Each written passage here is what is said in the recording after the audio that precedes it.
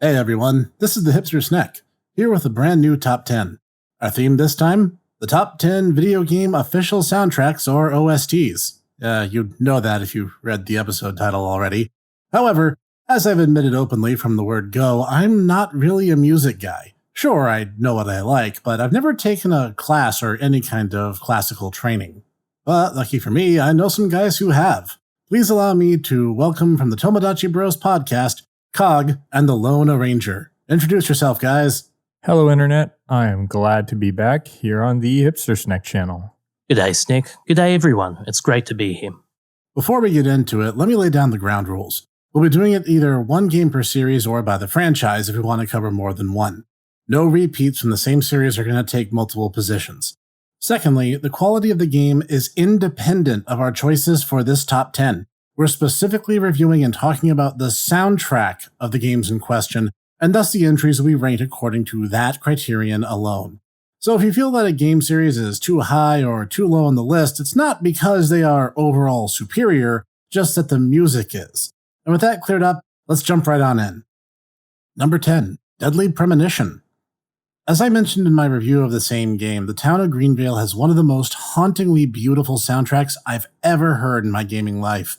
I also think it's a big part of what gives this game its distinct Twin Peaks-inspired charm to some extent. From songs like FBI Special Agent to the town theme setting the ambient nature of Greenvale as a little town in the Pacific Northwest, or over to the Milk Barns anthem and Racing Idiot coloring the more energetic segments, to the spine-chilling tingles or the vocal renditions of the song likewise titled Greenvale and The Woods and the Goddess, there is no lack of excellent tracks to be found here. And special shout-out to Life is Beautiful and Deputy Willie's One Tough Chap for songs that do not get to play for nearly long enough given how fun they are. Or my personal favorite contemplative song, simply titled York and Zack, which plays during the between-chapter flashbacks and when you load your save anew. The only reason I place it so low on this list is because there's actually a few tracks that easily could have been cut entirely, and the entire body probably being stronger for it. The many renditions of Miss Stiletto Heels and Pillow Stain spring to mind. But the music is just one of many, many reasons to take that return trip to Greenvale. Don't you think so, Zach? Number 9, The Last Story. My first pick for this countdown is The Last Story, a game we only got outside of Japan thanks to community petition. The composer? None other than Nobuo Uematsu. Hang on though, before you jump in the comments and assure me that your favourite Final Fantasy has a better soundtrack. The Last Story released almost 10 years after Uematsu's most recent full Final Fantasy soundtrack, and it easily stacks against the undisputed genius's best work, especially as an album that can be enjoyed on its own. The soundtrack is weighty, backed by a full orchestra, but it's in its subtle moments that the album truly shines. The synth-enhanced effect of sound bouncing off polished marble in the Ruli Castle theme, the capering violin frenzies in the battle arena, and the understated power of a single piano melody piercing through Toberu Mono, the ersatz theme of the game, a counter to the song's orchestra building and its soaring sung notes.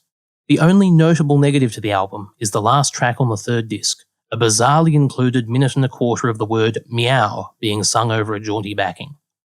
I can't explain that.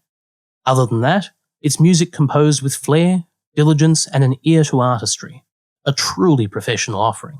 While playing the game, it has the desirable effect of being present without being overpowering or boring. At no point does it make you want to turn the music down to focus, nor to avoid hearing that same tune for the 100th time.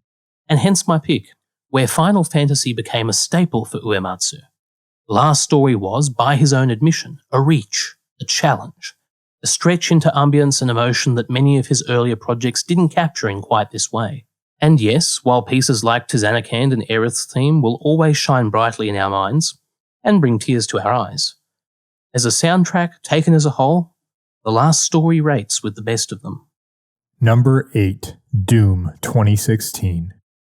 Okay, it should be noted for a lot of my picks, I am a huge guitar head. It's always been my favorite instrument, and I absolutely love hard rock, metal, and screaming guitars. So for me, when I first loaded up the 2016 relaunch of the legendary Doom franchise, it was intense, aggressive, brutal, yet deeply textured. It was everything it needed to be and so much more. The soundtrack for this game was practically punching me right in the chest, and I loved it. Mick Gordon went above and beyond with this OST, his heavy drop-tune 9-string guitars bringing to life metal reimaginings of the classic 93 MIDI soundtrack, yet mixed with deeply textured, expertly crafted old analog synths from the Soviet era.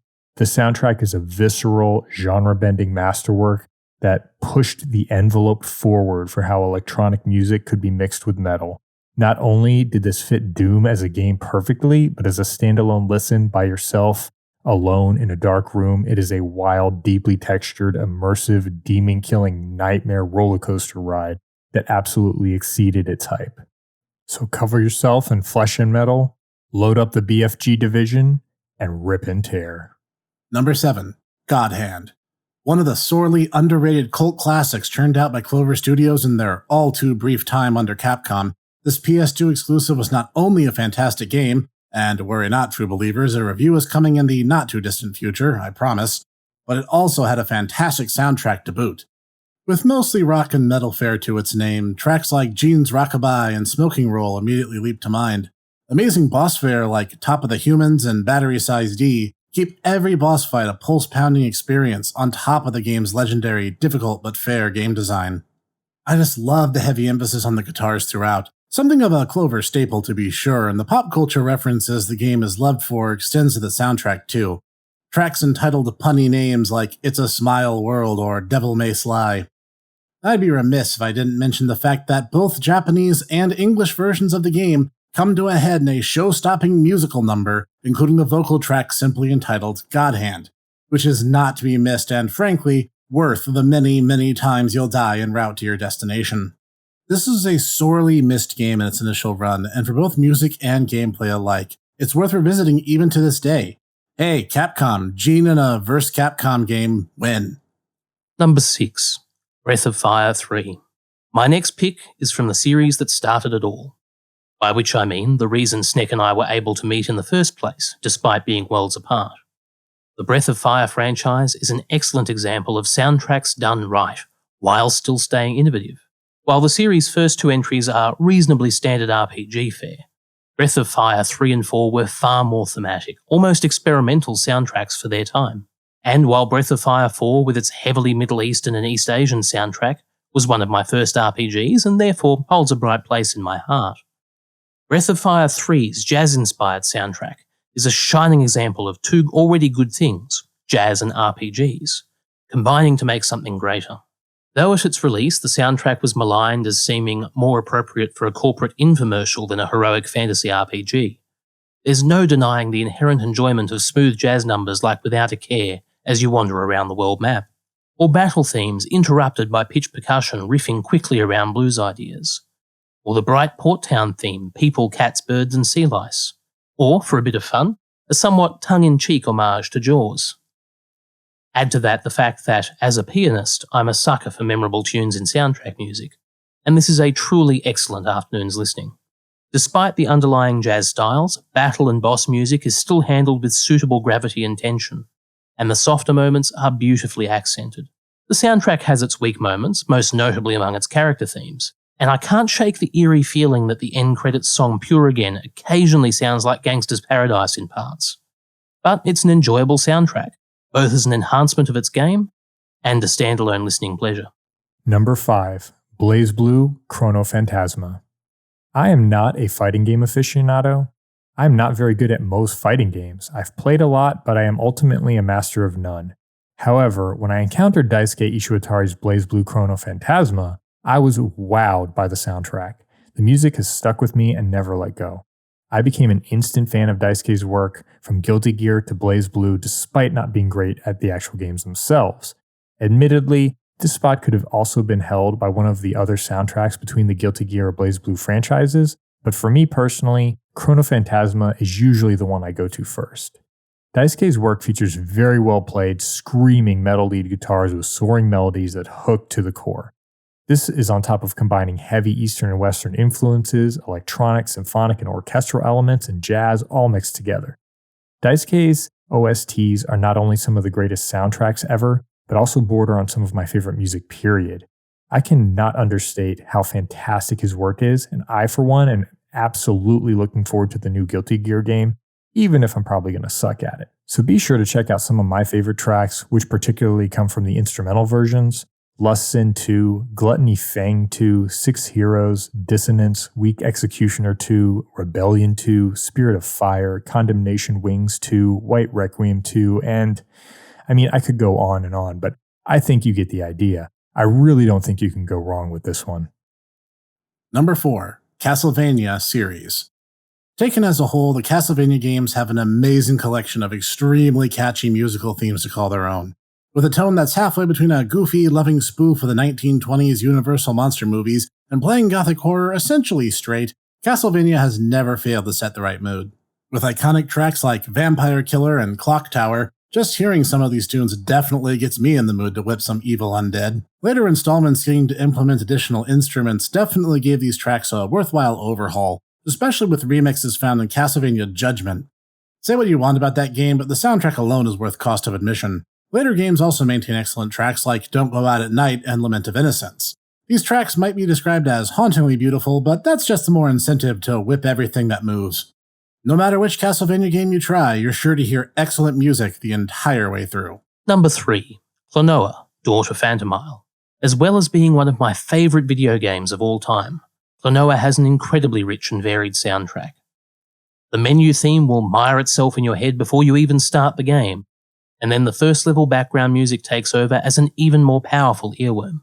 The composers elected to use tuneful music for the most part, and almost every song has a hummable melody. The two areas in which Chrono's soundtrack really shines, though, are its location themes and its escalation. If your character's in a cave, the music is echoey, hollow, scored for wind and ringing percussion. The sad drums of a dead forest give way to driving rhythms and tribal wind instruments as the forest springs back to life. The Kingdom of the Sun's background music feels hot, exhausting and fiery. Boss themes are tense and demand both attention and action. To this day, my morning alarm is Palladium's Drive, the fourth boss's background music. And as the plot ramps up to its eventual denouement, the music presses on you like a weight, providing a powerful immersion, especially for its original target audience, which eventually led to the soul-rending resurrection and a song and cutscene that tore 9-year-old Arranger's heart in two. Yes, all these things have been done before and since in games, but rarely so consistently and in such complete and powerful fashion across a whole soundtrack. Also, this 2-CD soundtrack stands just as well separately to the game, and is an enjoyable listen with very few songs you'll genuinely want to skip. The only weakness of the soundtrack for general listening is that tracks 10 to 17 on the second disc are occasionally emotionally challenging. There's only so much boss music anxious nerves can take. Other than that, Chrono's soundtrack is a masterwork, and easily deserves its place in my top 3. Number 2, the Sonic the Hedgehog franchise. While I think individual Sonic soundtracks have had their ups and downs over the years, at the end of the day, taken as a whole franchise, I had to give this spot to the Little Blue Legend himself. Sonic was one of the franchises that was there for me in my early years, shaping how I listened to video game music and even music in general. It was also one of the early franchises that the hipster Snek and I bonded over. From the iconic Sega splash screen to the legendary tracks that got drilled into my childhood subconscious, Green Hills, Chemical Plant, the Doomsday Zone, the Sonic CD, Sonic Boom, all the way to the high-flying Crush 40 rock anthems of the Sonic Adventure era of games, and even on into the modern era with your Colors, Generations, Forces, Mania. I'm sorry, I'm not going to sit here and try and list every single Sonic game, but overall, there's no denying that Sonic has had some fantastic music over the years, and I would say absolutely is deserving of this high spot on our list. And just as a final additional note, I for one enjoyed the new Sonic movie and have been more than happy to see the Little Blue Guy's popularity resurgence. But I was actually pretty disappointed with the Sonic film soundtrack. And I would just like to make it known for the team working on the sequel, if you really want to melt this longtime Sonic fan's brain, not only do I want bigger, more realized versions of classic Sonic soundtracks, but I dare you to put a Crush 40 anthem in the next movie. Open Your Heart, Escape from the City, I Am All of Me, Night of the Wind, it doesn't matter. Number 1. Mega Man franchise. Actually, this one wasn't just my choice. Cog and Arranger agreed, and thus we nominated the Mega Man series of games as our number 1 choice for overall soundtracks. While the classic series, of course, boasts amazing tunes like Bubble Man Stage from Mega Man 2 or Tengu Man Stage from 8, My personal favorites actually come from the more guitar-inspired Mega Man X series, like Armored Armadillo's level, or X3's Vile level, or the absolutely high-flying intermission from Mega Man X8. Heck, even the Mega Man games that aren't very good still have amazing music, such as Our Blood Boils straight from Mega Man X7. My 10 cents on Mega Man music is to give plaudits to the Battle Network games, most particularly since they all debuted on Game Boy Advance. By leaning heavily into the GBA's comparative limitations, the sounds and songs that were crafted were made iconically technological, as befitted the networking and AI-heavy plot. Oh, and if tracks like Battle Network 3's Shine in the Dark or Battle Network 6's Graveyard sound reminiscent of other Capcom titles previously mentioned, that may be because Yoshino Aoki, who at the time was employed as part of Capcom's internal sound team, was responsible for the soundtracks of Breath of Fire 3 and 4, as well as a number of Mega Man games, including most of the Battle Network series. I honestly don't have much to add. The Mega Man franchise is easily one of my absolute favorite game franchises ever, with X taking the top spot. I absolutely love these games, and I love their soundtracks. There are just way too many tracks to list. All I can really do is add a few personal favorites: Storm Eagle stage from X1, Wire Sponge from X2, the opening stage from X3, Toxic Seahorse from X3, Storm Owl from X4, the opening themes from X5, X vs. Zero from X5, and just so many more. And that's our top 10. What were some of your favorites? Let us know in the comment section.